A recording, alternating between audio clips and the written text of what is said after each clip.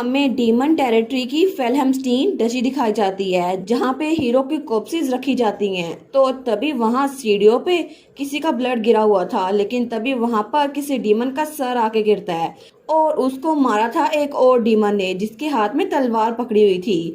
तो वो डीमन वो ऊपर सीढ़ियाँ चढ़ के जा रही थी। वो कहती है, अब मेरे वेसल्स, क्या तुम लोगों ने ये साफ साफ देख लिया है ना, मेरे फादर की जान मेरे हाथों से गई है और अब से ये कैसल, ये लैंड और तुम सारे स्लेव्स, वो सारे के सारे मेरे अंडर काम करोगे, ठीक है? क्योंकि मैं हूँ एनॉक्सिया फेल्हमस्टीन और ये वही डीमन थी जो कि आइस फॉल्स वाले कैसल में हमारे हीरो और हीरोइन को दिखी थी और जिसने वो मिरर लिया था।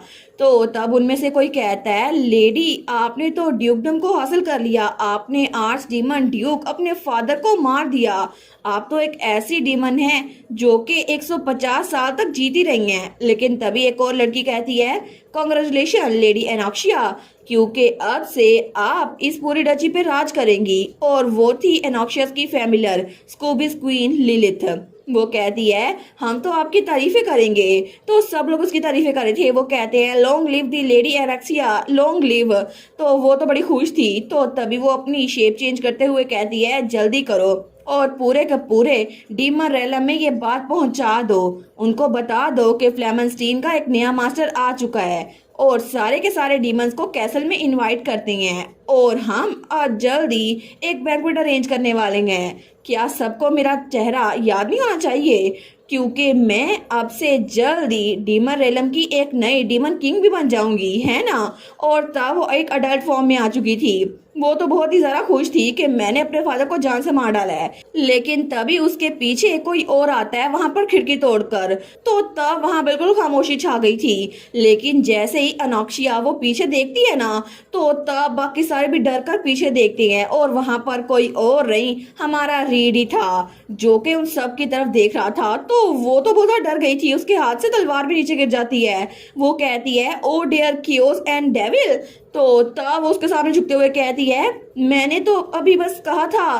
तो तब हमारा रीड कहता है, ये अच्छा हुआ डचीज ऑफ फ्लेमेंस्टीन, ऐसा लगता है कि तुम लोग बड़ी मजेदार बात कर रहे थे। तो एक बैंक्वेट रखने के बारे में क्या ख्याल है? क्योंकि पहले, बहुत पहले, आज डीमन वो तो प्रिंस और प्रिंसेस को किडनैप कर लेते थे और उनको यहाँ पर रखते थे ताकि हीरोज कैसल में आ सके। और तभी वो चुटकी बजाता है, लेकिन उसकी चुटकी बजाने की वजह से उसी जगह पर एक डंजन ओपन हो गया था और वहां पर बहुत सारे लोग आकर गिरते हैं। तो बाकी डीमंस उस तरफ देखती हैं तो इंसानों की चिल्लाने की आवाज आ रही थी। वहां पर प्रिंस, प्रिंसेस, उनके नाइट्स और बाकी भी बहुत सारे लोग थे। तो प्रिंसेस कहती है, आखिर ये हो क्या रहा है? तो उनमें से कोई नाइट कहता है, ये तो डंजन बस्ट है, सब लोग प्रिंस और प्रिंसेस को प्रोटेक्ट करो। लेकिन अनोक्सिया सोचती है, सच में इन्होंने रॉयल्टी को इतनी इजीली किडनैप कर लिया? तो रीड जाते हुए कहता है, मैंने तुम्हें वो ला दिया जिसकी तुम्हें जरूरत थी, अब इनके साथ अपना दिल खोल के खेलो। मैं जल्दी बैंक्वेट शुरू होने से पहले वापस आ जाऊंगा। और उसके फौरन बाद वहां से गायब हो गया था, लेकिन पीछे वो सारे डीमंस थे।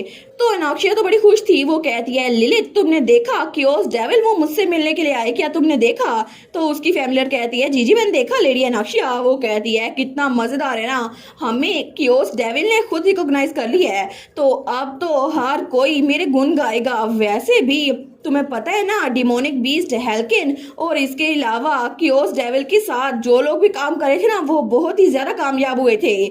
मुझे लगता है कि अगर ऐसे ही मैं कियोस डेविल की नजर में रही ना, तो मैं अगली डीमन किंग बन सकती हूँ। लेकिन अब हम इंसानों के साथ क्या करें? तो तब वहां पे प्रिंस कहता है, नहीं ये नहीं हो सकता, तुम लोग कुछ तो करो। तो तभी प्रिंसेस के आगे एक लड़की बैठी थी। वो कहती है, प्रिंसेस आप मेरे पीछे रहें, हम थोड़ा सा अगर टाइम लें तो हमें बचाने के लिए कोई ना कोई आ जाएगा।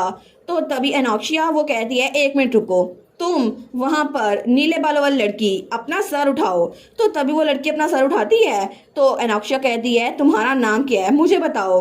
लेकिन तब वो लड़की कुछ नहीं बोलती। तो पीछे से लिलिथ कहती है, जवाब दो, अगर तुमने इंसान जवाब ना दिया तो मैं तुम्हें टुकड़ों में काट दूंगी।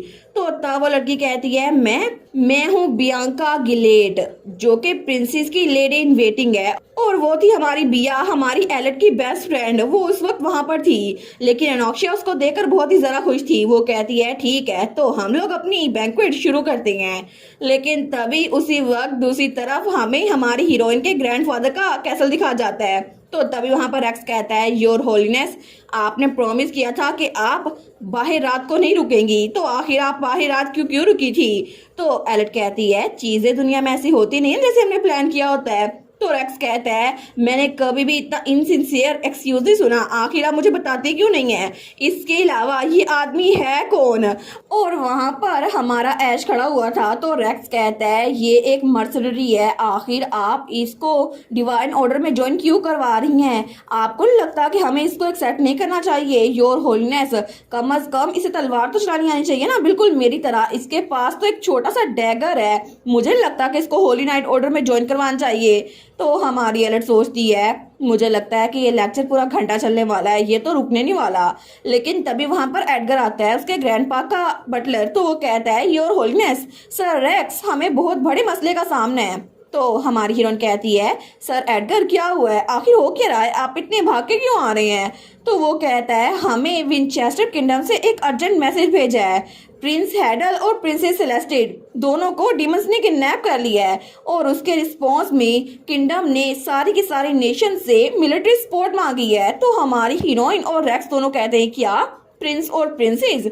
लेकिन तभी हमारी हीरोइन आगे बढ़ते हुए कहती है सर रेक्स प्लीज सबको समन करें, सारे के सारे किंगडम में और हमारी डची में जितने भी लोग हैं, होली स्टेट में जितने लोग हैं, सबको कहें कि हमें उस किंगडम की तरफ जाना है। लेकिन तभी दूसरी तरफ का हमें सीन दिखा जाता है जहां पे घोड़े में कोई आगे बढ़ रहा था, तो वो भी ये मैसेज लेकर किसी और डची में गया था।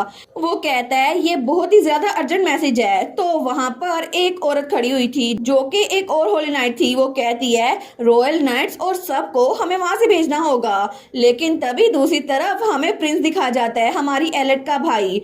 तो मिलिट्री एकेडमी के ग्रेजुएट्स को भी ये लेटर मिल चुका था, और प्रिंस भी प्रिंस और प्रिंसेस को बचाने के लिए वहां जाने वाला था। लेकिन तभी एक और जगह का सीन दिखा जाता है, तो वहां पे एक चिड़िया थी। तो वो उसके साथ वाला आदमी कहता है सारे के सारे स्ट्रॉन्ग फाइटर्स नेशन के सबको इस बैटल में भेजा जा रहा है, और हमें भी बुलाया जा रहा है कि हम प्रिंस और प्रिंसेस की रेस्क्यू टीम को ज्वाइन कर लें। लेकिन तभी वो उस चिड़िया को अपने हाथ में बिठाते हुए कहता है बिल्कुल बिल्कुल, मैं जानता हूँ कि तुम भी वहां जाना चाहते हो, है ना? मुझे फर्क नहीं पड़ता कि ये रॉयल जिए या मरे, लेकिन अच्छा रहेगा कि हम कुछ अरसे बाद थोड़ी सी फाइट ही कर लें, क्योंकि इस बार तो बहुत ज़रा मज़ा आने वाला है। और वो कोई मेज था जो कि बहुत ही ज़्यादा मिस्टीरियस लग रहा था। और इसी के साथ ये वाला पार्ट यहीं पर ख़त्म। तो आप लोग बताइएगा आप लोग को ये पार्ट कैसा लगा, और वीडियो को लाइक और चैनल को सब्सक्राइब लाजमी कीजिएगा। बाकी वीडियोस का लिंक भी स्क्रीन पर नज़र आ रहा होगा, तो काइंडली उनको भी चेकआउट कर ले। और thank you so much for watching my videos. Stay safe, bye bye.